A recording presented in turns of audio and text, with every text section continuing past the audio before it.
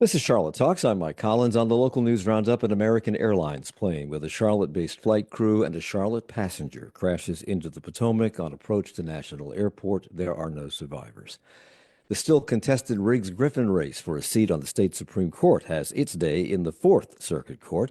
Mecklenburg County is short on cash. Could there be another property tax increase? Some middlingly good news for CMS readers. The General Assembly is in session with an eye toward Hurricane Helene relief, and North Carolina fights back against some moves by the Trump administration. Here to talk about those stories and more is WFAE senior editor Ely Portillo. Nick Ochsner is chief investigative reporter for WBTV. Ben Thompson is an anchor at WCNC TV, and Alexandria Sands is a reporter for Axios Charlotte. Good morning, everyone. Welcome back. On Morning. Morning. On Wednesday evening, American Airlines Flight 5342 crashed on its first or final approach to Reagan National Airport in Washington following a collision with a military helicopter. Everybody knows this now, but there were 64 passengers and crew on board the plane arriving from Wichita, Kansas, 3 flight crew members on the helicopter, and there were no survivors. I believe it was CBS News who was the first to report the 2 pilots, and now later the flight crew was based out of Charlotte. But just because the flight crew is based here doesn't mean that they live here. What do we know about these 4 individuals? Pilot Jonathan Campos, First Officer Samuel Lilly, and the 2 flight attendants, Ian Epstein and Denisha Elder. What do we know about them? Well, I believe the flight attendants, we've confirmed that they actually did live in Charlotte area, were from here. And the pilots, as of this morning, I'm not sure. I know some of they had Georgia and Florida ties.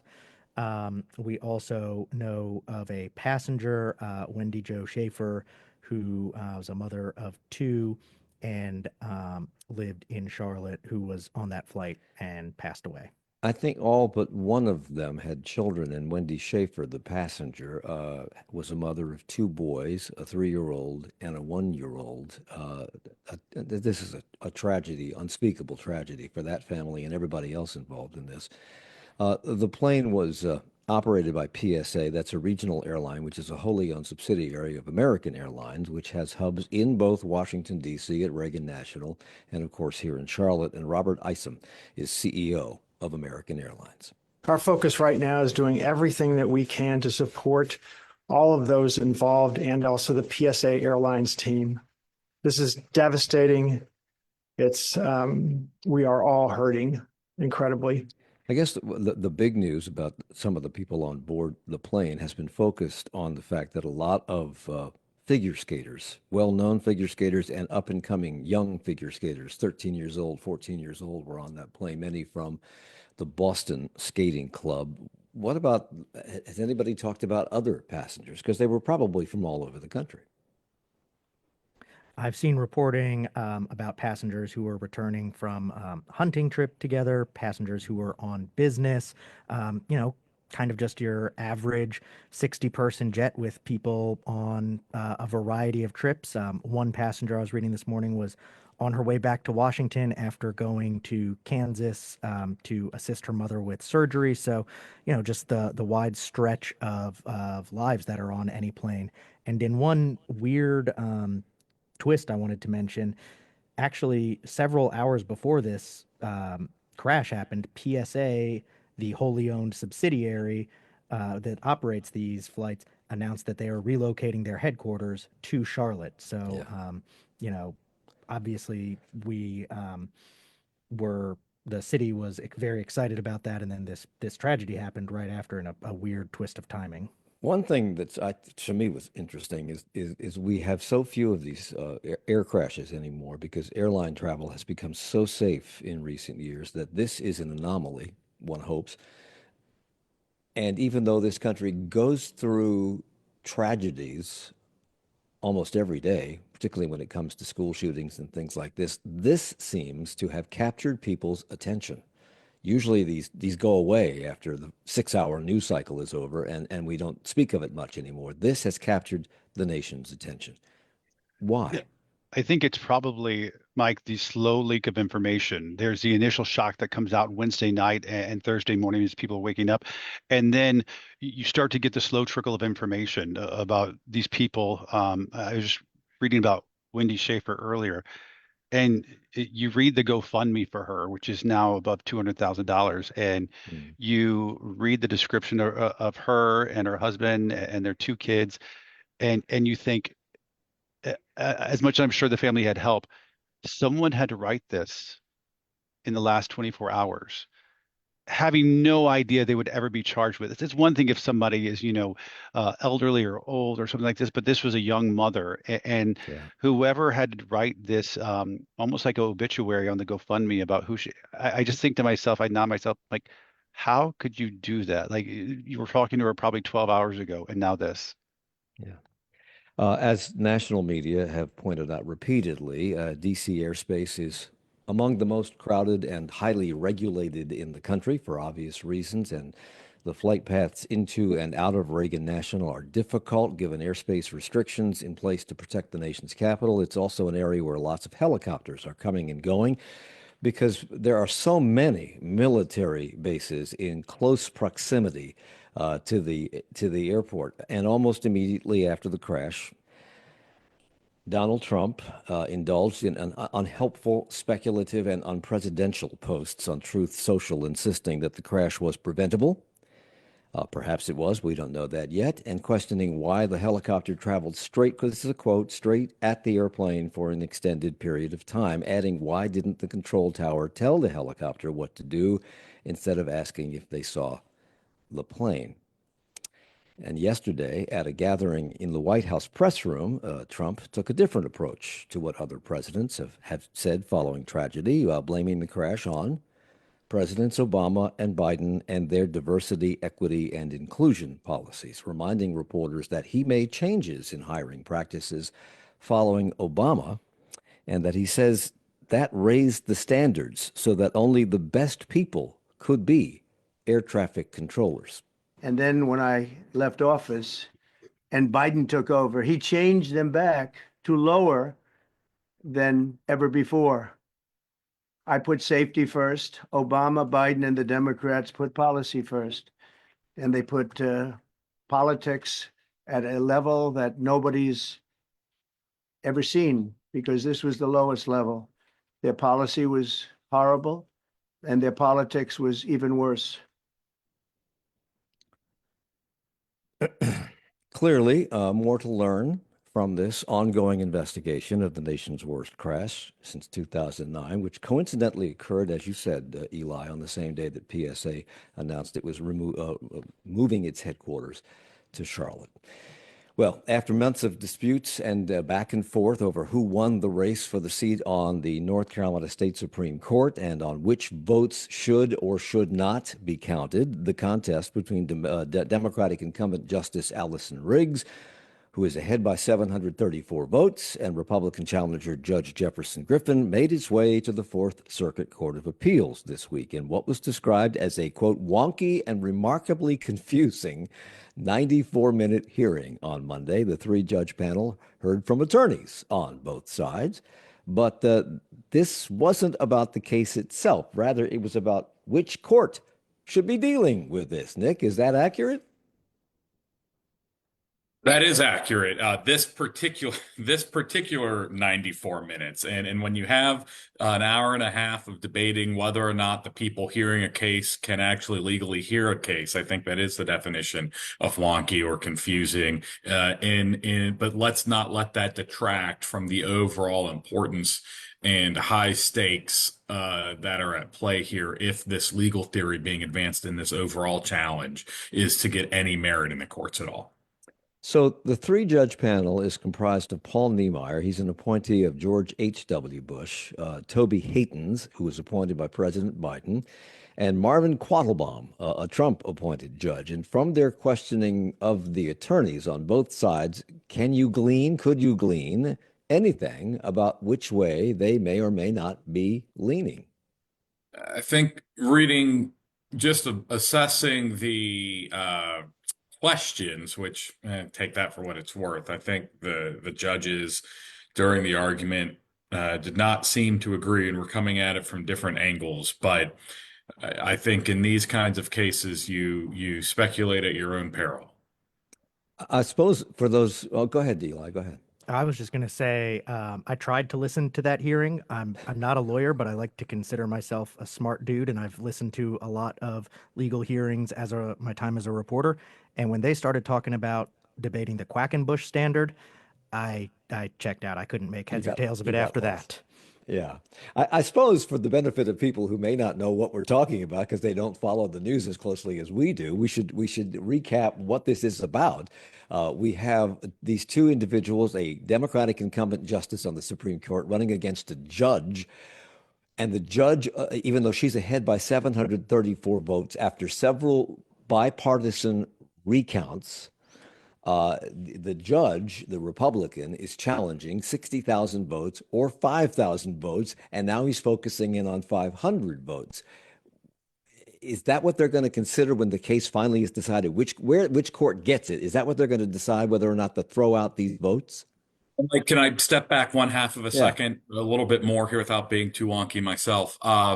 Is that at issue here are those votes, and he's challenging basically federal laws that for years and years have allowed those votes to be cast and counted. All of them, the State Board of Elections have said were cast legally and validly, and we can get into why that is. But so Judge Griffin wants to bring his challenge in state courts, and he ultimately thinks under the assumption or presumption that he would get a friendly venue at the Republican-controlled North Carolina Supreme Court. That court last week said, no, you need to go back to the trial court in state court. At the same time, Justice Riggs, the Democrat, has tried to remove this challenge to federal court because some of the laws being challenged are federal voting laws. And so this week's argument was whether the state court or the federal court should have control over this case. It is moving simultaneously on both tracks.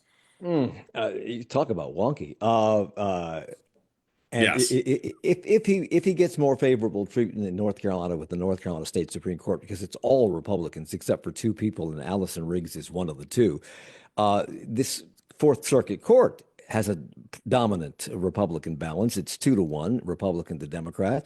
And I understand that the Bush-appointed judge, Judge Niemeyer, appeared sympathetic to Griffin's efforts to move the case to state court, while the Biden-appointed judge, Toby Haytens, appeared more sympathetic to arguments from Allison Riggs' attorneys to make it a federal case, not a state case, which makes Trump-appointed judge Quattlebaum the possible decider here. Which way did he appear to lean? Hard to tell. You're asking questions that I'm not equipped to answer for you. Okay. So what will happen next if the Fourth Circuit Court, the federal court, decides that state courts should handle this case?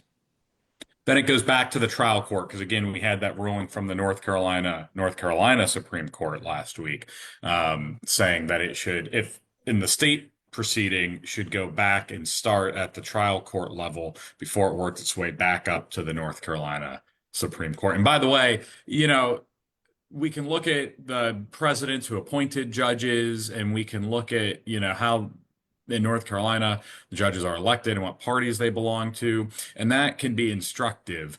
But my experience with judges are that they are not as partisan as the rest of society would like to make them seem. I know Ben wants to chime in on this, but Ben, you'll have to wait because we're going to a break, and there's no stopping us. There's no stopping us. Once we set our minds to a break, we take it. It's Charlotte Talks.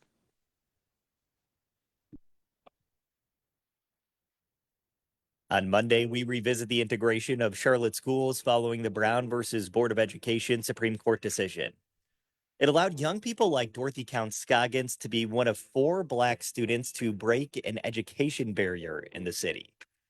It wasn't easy. Counts-Scoggins and others will guide us through that moment in history Monday at 9 on 90.7 WFAE. A painstaking investigation begins into a midair crash that killed all those on board a flight from Kansas and the crew of an Army helicopter. Elsewhere in D.C., frankly, you frighten people. Senators grill RFK Jr. at his confirmation hearing, and millions of federal workers are given just days to decide if it's time to resign. More on this week's Friday News Roundup next time on 1A. That's today at 10 on WFAE. Support comes from WFAE listeners and the Charlotte Symphony, presenting Mendelssohn's Double Concerto, led by Akiko Fujimoto with concertmaster Colleen Lupanu and pianist Philip Bush. January 31st and February 1st. Tickets at charlottesymphony.org. Support comes from Mazda of South Charlotte, pledging to help end child hunger in the Carolinas through ongoing support of Second Harvest Food Bank of Metrolina. Details about this initiative at mazdaofsouthcharlotte.com. Support also comes from listeners like you. It's Charlotte Talks on Listener Funded, 90.7 WFAE and WFHE. I'm Mike Collins. It's the local news roundup. Ely Portillo is here, senior editor for WFAE News. Ben Thompson is an anchor at WCNC TV. Alexandria Sands is reporter for Axios Charlotte. And Nick Ochsner is chief investigative reporter for WBTV. We've been talking about the Fourth Circuit Court taking the case or deciding on which level of the court system should handle this dispute between Allison Riggs and Jefferson Griffin, who are running for a seat on the state Supreme Court. And Ben, you wanted to chime in, I believe. Yes, an interesting aside here. This week we spoke to new state auditor Dave Bolick. That's notable because he's a Republican, and now because of that new law passed by the General Assembly about 2 months ago, he is now in charge of the State Board of Elections, which is new. It used to be the governor. Now it's the state auditor. So this is a new change. So we spoke to him about it in general, about his job, some of his new responsibilities because of this law. And we asked him if he felt like November's election, generally speaking, which he ran in, was fair and safe. And he said yes, that he had no reason to believe that had not been run fairly or had not been safe, which is interesting because he's a Republican and he's now the guy in charge of State Board of Elections, saying, hey, this election was safe and fair. A hearing is already set in Wake County Superior Court for 10 a.m. on February the 7th, no matter what the Fourth Circuit Court decides, I guess. And that court is historically more favorable, I am told, to Democrats. If they get the case and they rule against Griffin's request to throw out the 60,000 votes he says should not be allowed, is he likely to appeal this to the state Supreme Court? Yes, and that was essentially the crux of their ruling. And we won't get into what that ruling actually was, involving a writ. Last week was basically, you might get back to us later, but for now, you need to start at the bottom, like everyone else. So what happens if the Fourth Circuit Court decides that, yes, this should be handled by a federal court and not a state court? What happens then?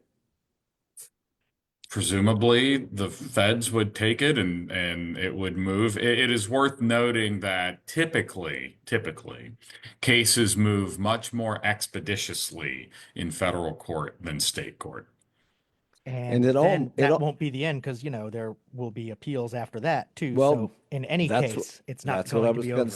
That's what I was going to say next. It looks like no decision in this case will be final, because if the case gets kicked back to state court, Paul Niemeyer, a George H.W. Bush appointee, suggested that the case could have an even longer road ahead. He said, quote, if somebody contends that the action by the Supreme Court of North Carolina is null and void because it should have been in federal court, they can appeal the North Carolina Supreme Court decision to the Supreme Court of the United States.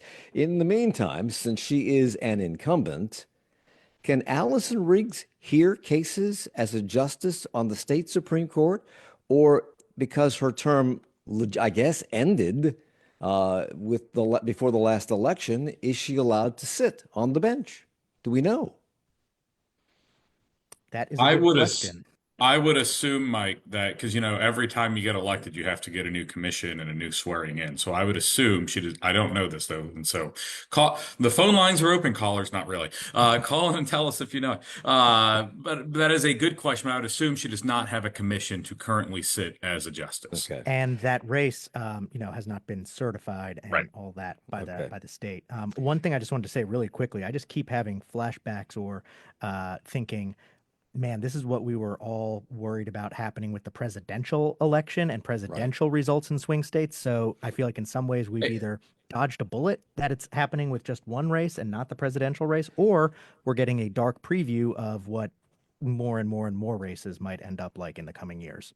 And we should say that the groundwork for these challenges was actually filed in lawsuits before the election by Republicans and on behalf of the Republican Party in the event of a different outcome in the presidential race. So, but despite that, these theories that are being used to challenge the election are novel and could be very impactful if they're upheld.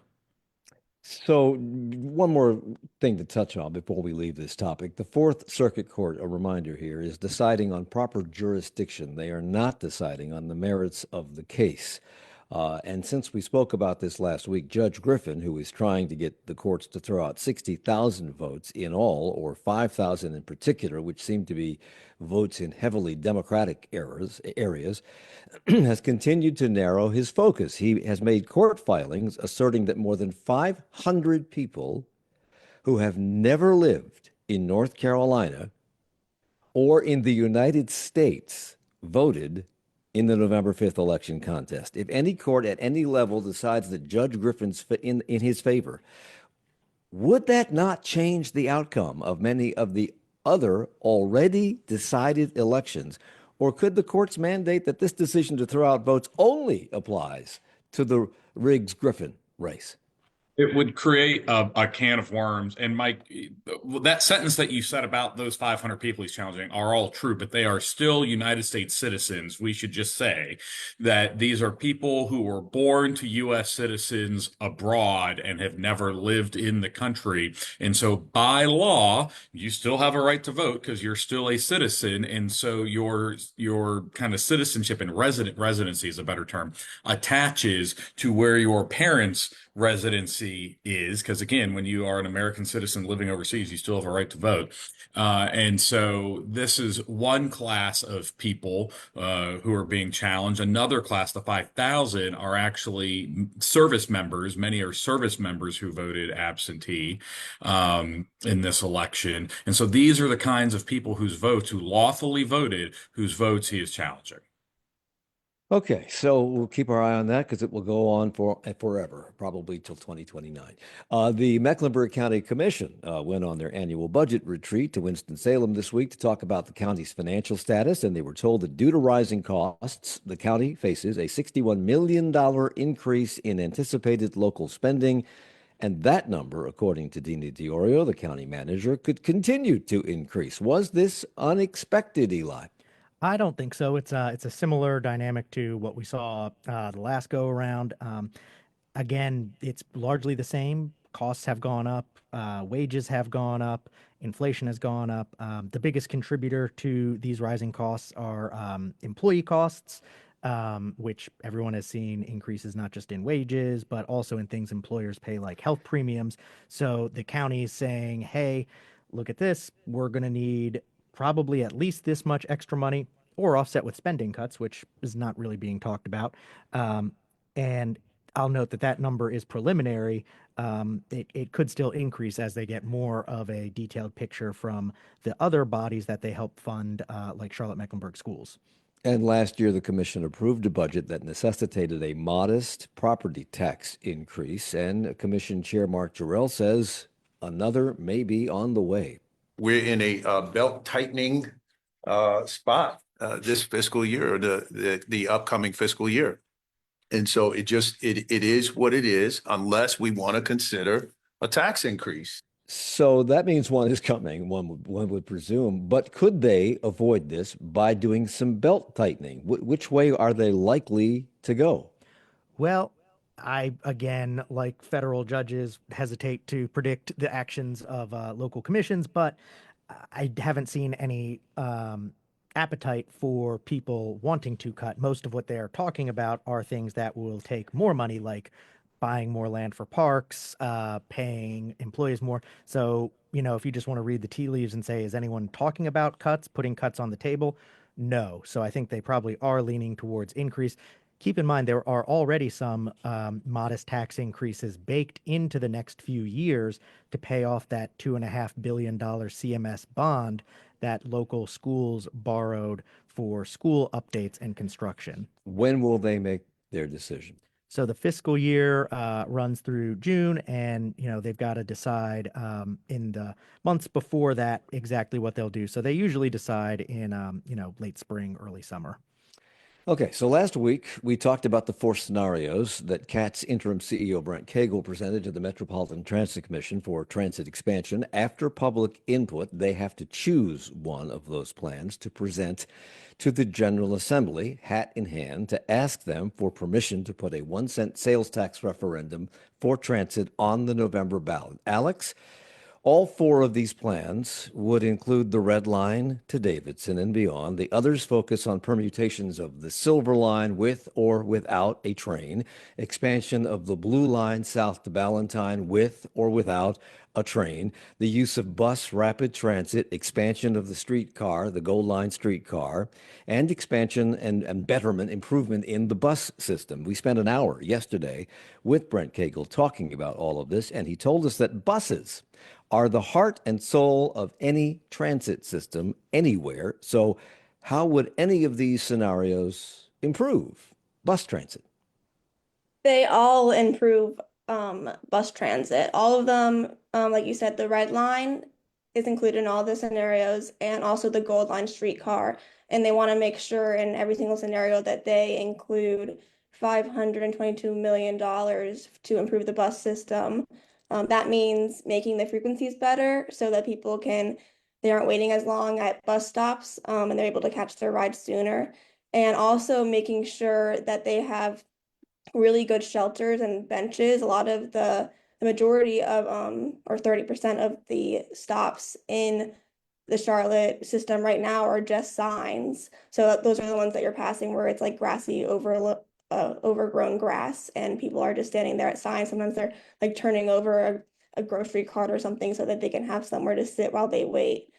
So those are some improvements that will just make the bus system more reliable, and then also provide the comfortable transportation to reach the rail lines if that's not something that's, if you're not living right on the Blue Line tracks, for example. Yeah, the microtransit. We talked a little bit about that with Brent. Microtransit. Expansion of the Gold Line streetcar is also part of these four scenarios. Yet respondents who took a survey in December and January ranked the Gold Line lowest on their list of priorities. Alex, why is CATS keen on expanding something that people don't care about and aren't riding? A few reasons. One, they want to make sure that they're actually addressing all these corridors that they committed to when they came up with these transit plans years ago. And the Gold Line make sure that they get some of the west side, some of the east side. Another thing is that it's not a small amount of money, but smaller compared to a project like the Silver Line. The Silver Line, you're looking at $6.9 billion. Whereas extending the Gold Line is $845 million. And then I also think that CATS is very confident that they can make people like the Gold Line. They have some plans to try to give it signal priority, or to try to fix the issues of like cars parking and blocking its way. And if they can accomplish some of those goals, it will make that ride more reliable, and then they could probably get ridership up even more. And ridership has been going up. So, Ben, I know you want to get on this, but I'm fighting the clock, so make it fast. I would just make the case for the Gold Line as somebody who rides it with some regularity. It could be so much better if you put some of that signal prioritization, and if you gave it its own lane, if you allowed it to skip stops. There are so many ways to make it so much better. And you ride it? Yeah, I do. I would say not on a daily or weekly basis, but I do ride it. I would say every month, something like that. Yeah. He rides it because it's free. I didn't see a unicorn horn there, but we have a unicorn on this show. There you go. After they make a decision on which plan they're going to present to Raleigh, if passed, that would allow us to put this referendum on the ballot in November, with voters saying yes or no to a 1 cent sales tax. Even if that happens, voters here in the past have been known to reject referenda.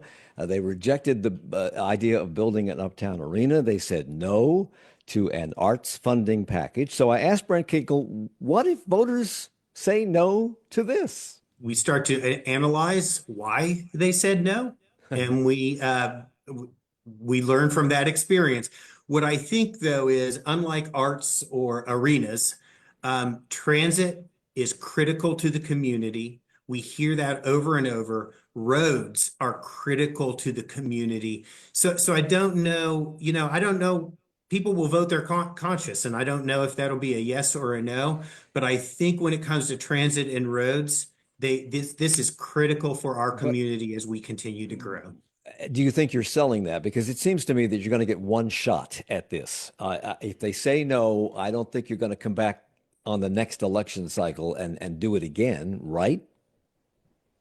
Well, we certainly want this to pass first time around. And of course, City Councilman Malcolm Graham has said there is no plan B to this.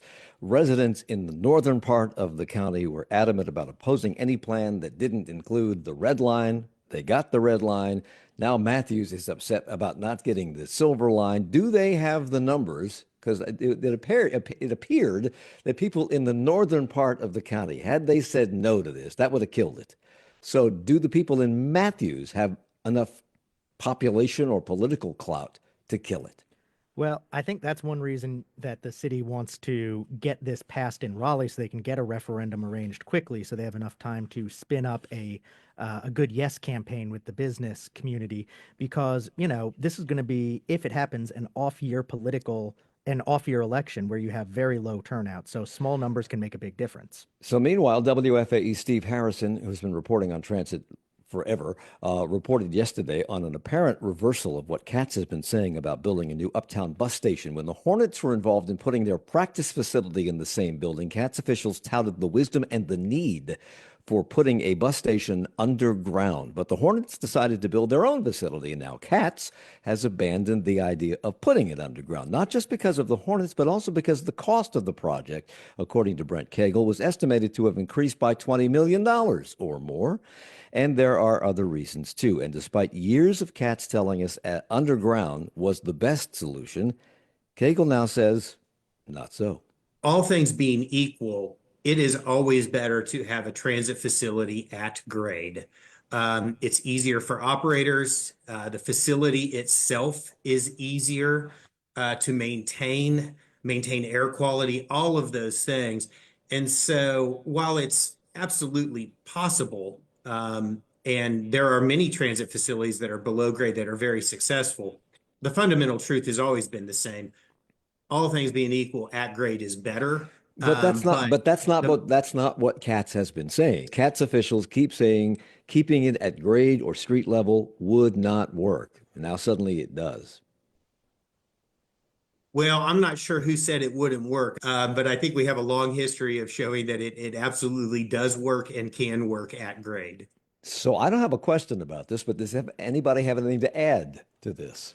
You know, I've been covering transit in this city for a long time, and it's really, I feel refreshing to hear Brent Cagle just basically say what a lot of people thought was common sense. We've written a lot of articles about it here, and it's like, yeah, okay, well, that makes sense.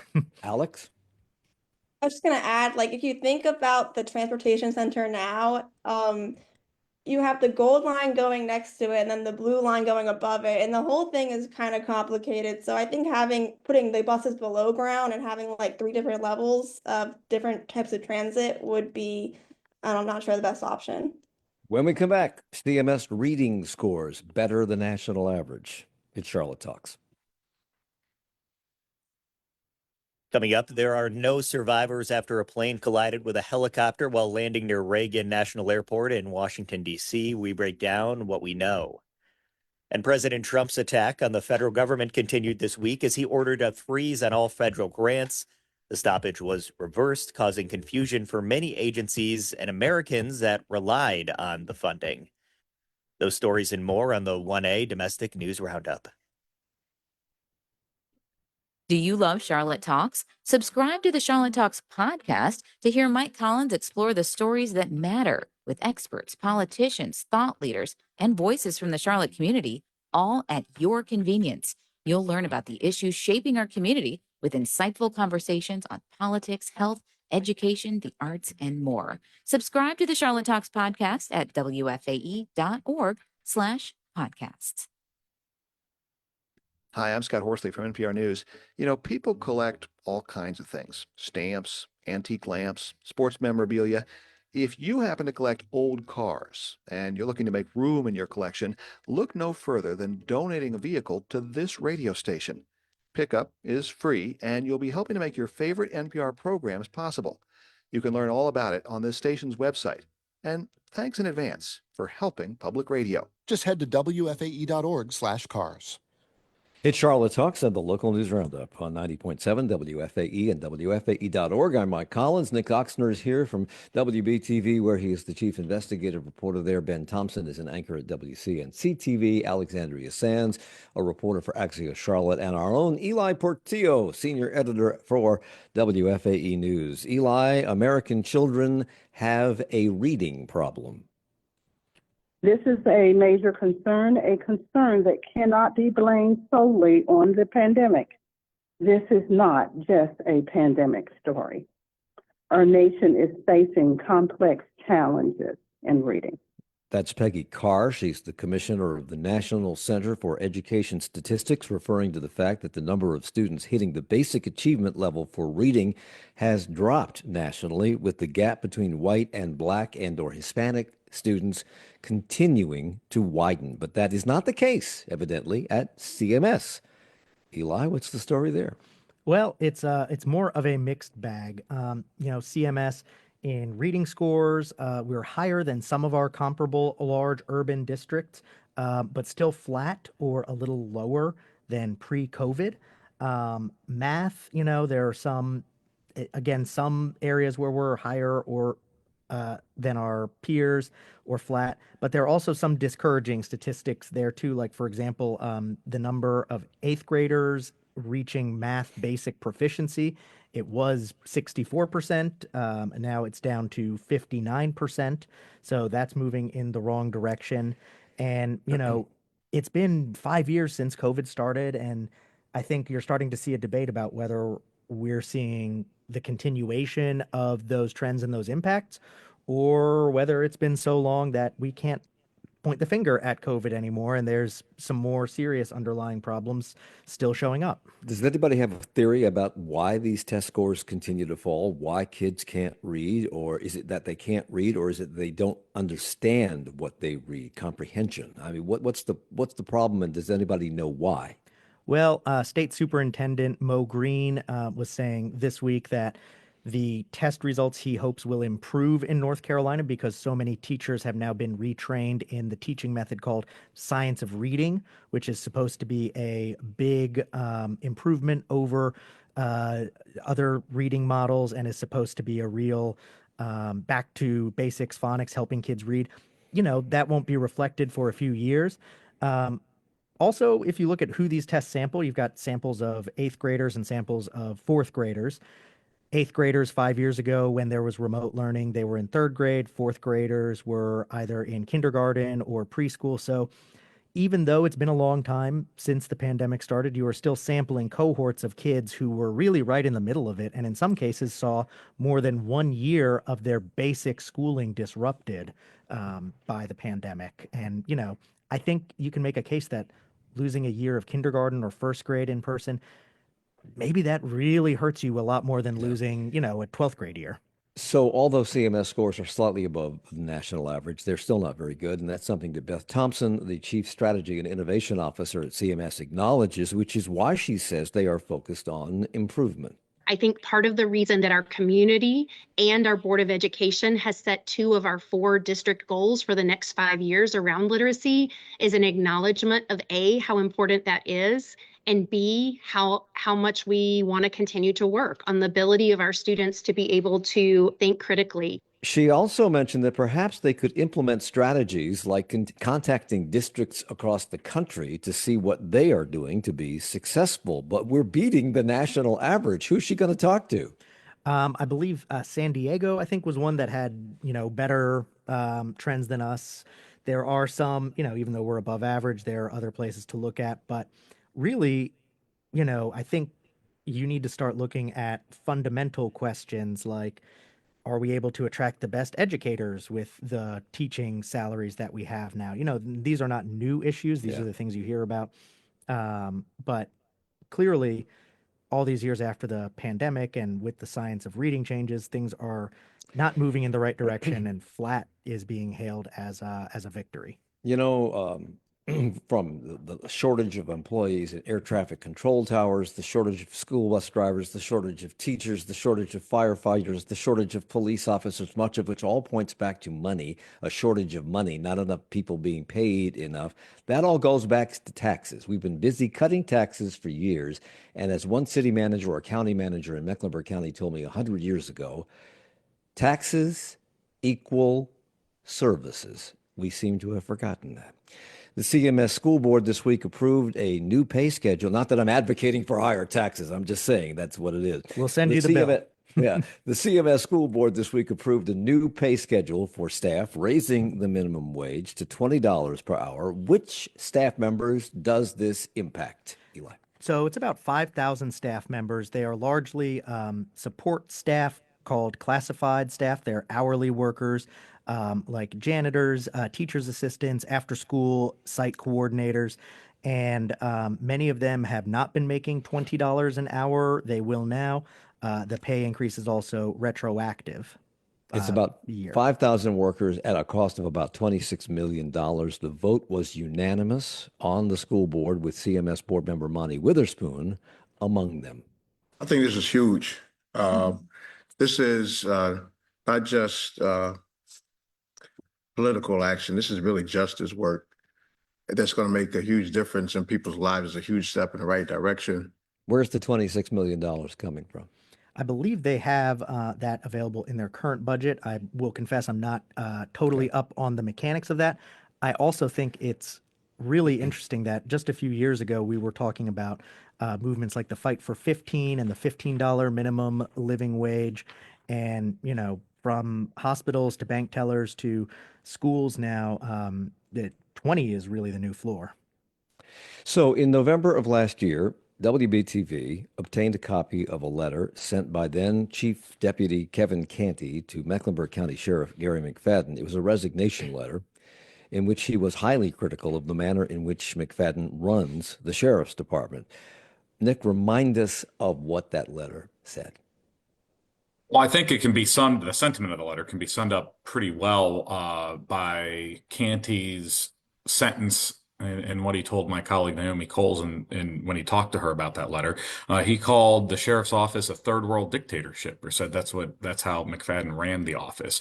He alleged retaliation and toxic workplace environment. He questioned the sheriff's handling of internal investigations and internal affairs. And these are questions and complaints that he raised, but that he alone does not.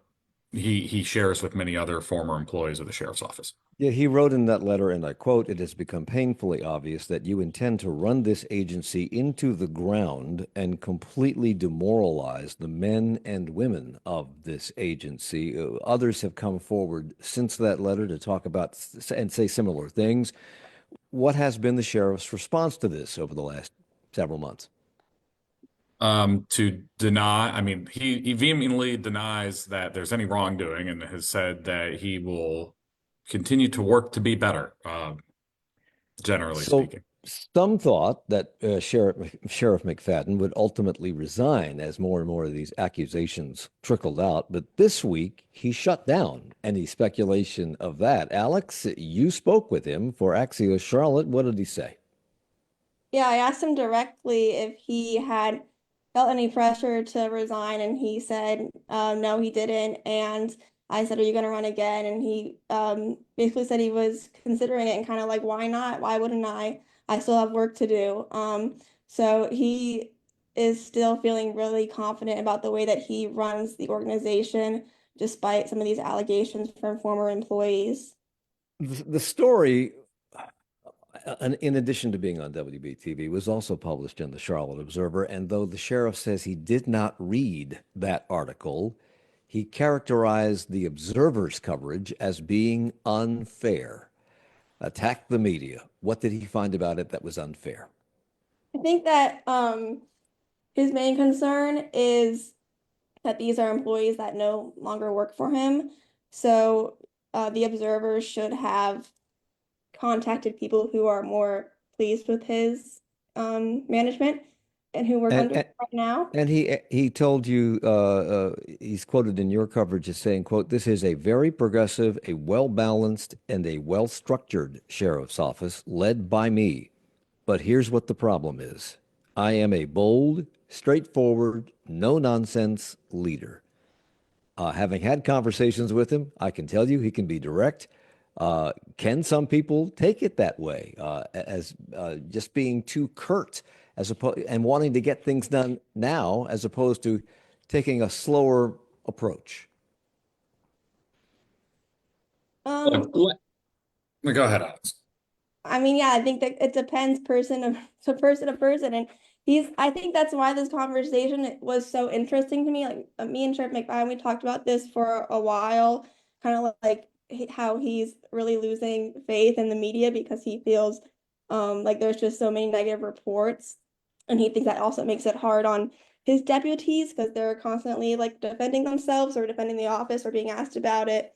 But he's been doing this for 40 years and he's quite the institution here. But so I think that's why at this point it was interesting that he's now saying things like, I'm going to start my own news channel because he's had such a bad 2024 between investigations about deaths in the jail to now these allegations coming out about employees to an audio recording that surfaced with him saying derogatory language.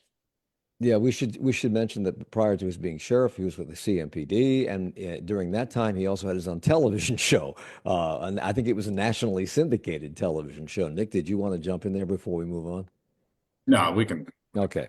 So meanwhile, the Trump administration has launched their promised deportation efforts around the country, and last week, the Department of Justice released a memo calling for the investigation of state and local law enforcement officials who do not enforce Donald Trump's immigration policies, saying local officials who obstruct immigration policies could face prosecution by the U.S. Attorney's Office. Would that be legal? Well, their theory is that the supremacy clause in the Constitution elevates federal law above state laws, and if you are an official in law enforcement and you don't comply with the federal law, then yeah, they would say you're obstructing them, and that can be a crime. As far as I know, it hasn't been tested in this particular case, but there will certainly be tests. So I bring that up because Mecklenburg County Sheriff Gary McFadden is among several Democratic sheriffs around the state who refused to cooperate with ICE and the 287G program during the previous Trump administration. McFadden says he believes that doing so, or he believed that doing so then, would have been in violation of the law. Is that cooperation mandated this time, and is he cooperating this time? So 287G was a voluntary program. Sheriffs could decide whether or not they wanted to participate. Now, since House Bill 10 has been passed into law in North Carolina, there is a mandatory standard for local jails to cooperate with immigration authorities. Sheriff McFadden says he is following the state law and is complying with everything HB 10 requires. And that's why he told WFAE then that his office is not under threat of investigation or prosecution because it abides by federal and state immigration enforcement policies. And he insists that the Department of Justice's memo was directed to sanctuary cities, of which Charlotte is not one. We're going to skip ahead because we're short on time here. The General Assembly is back in session with Hurricane Helene relief at the top of their to-do list. Senate Majority Leader Phil Berger spoke to Triangle Area's CBS 17. One of the most important things that we have to do is figure out what's the appropriate thing or way for us to deal with the Western North Carolina circumstances. There's a new committee formed to deal specifically with recovery. The vice chair of that committee, Representative Ray Pickett, a Republican from District 93, says he thinks that people want to know when the help is coming. Why are they still waiting? Why didn't the General Assembly come back to handle this before the official start of the session? Well, they passed multiple bills last last year. I interviewed new House Speaker Destin Hall this week and asked asked a version of that question. He said they've been waiting to see what Congress is going to do with funding, to see how much federal dollars and what that money was going to go for, so that their next bill, which he said would probably come in a few weeks in February, that could then either match where matching funds are needed or fill in gaps where the federal dollars aren't going to flow. And it should be mentioned that this has bipartisan support in both houses. Sidney Batch leads the North Carolina State Senate Democrats and spoke to CBS 17 in the Triangle. At a minimum, we need to, of course, talk about our neighbors out west and make sure that we can go ahead and fund all of the necessary resources that they need out there. Now, Trump has criticized FEMA, and he's been critical of government response to this disaster in general. Is the state coordinating with the federal government to increase aid quickly, or is all of the chaos in these early days of the Trump administration actually leading to confusion at the state level? I just want to say, for perspective here, there's estimating it's going to cost between 50 and 60 billion dollars. And just for some context, the state budget last year was 30 billion, the entire state budget, and they're needing 50 to 60. So we are a long way off from the necessary money that they're going to need in Western North Carolina. This special committee is examining the best way to help with recovery, and it's expected to make recommendations that lead to more state funding. New Republican House Speaker Destin Hall told WUNC the state wants to make sure that they don't add any redundancy to what the federal government may or may not do. What they're doing is studying. We don't want to overlap with what the federal government's doing. We want to make sure we're being efficient and not spending things on the same thing the feds are going to do. And so where we need to get money quickly, we're going to do that. So when will they have a decision on this? More funding? Again, Speaker Hall told me that they expect the next bill to be in February in a couple of weeks. And that's when he talks about, he means things like paying to replace private roads and bridges, which FEMA funding isn't going to go for. It's going to go for state roads. Perfect. And Ben, before we were on the air, you told me that Destin Hall, the new Speaker of the House in North Carolina, had some good things to say about our new governor, Josh Stein, a Democrat, different party. How can this be? Yeah, I think he did on camera, no less. But I'm sorry, Ben, what? No, Nick was talking about that. Yep. Oh, I'm sorry, Nick. I'm sorry. Yes. I misattributed it to you. Ben Thompson from WCNC TV, Nick Ochsner from WBTV, Alexandria Sands from Axios Charlotte, and Ely Portillo from WFAE News. Thank you all for the hour. Charlotte Talks with Mike Collins is a production of 90.7 WFAE. Support for Charlotte Talks comes from Mazda of South Charlotte. Our executive producer is Gabe Altieri. The senior producer is Sarah D'Elia.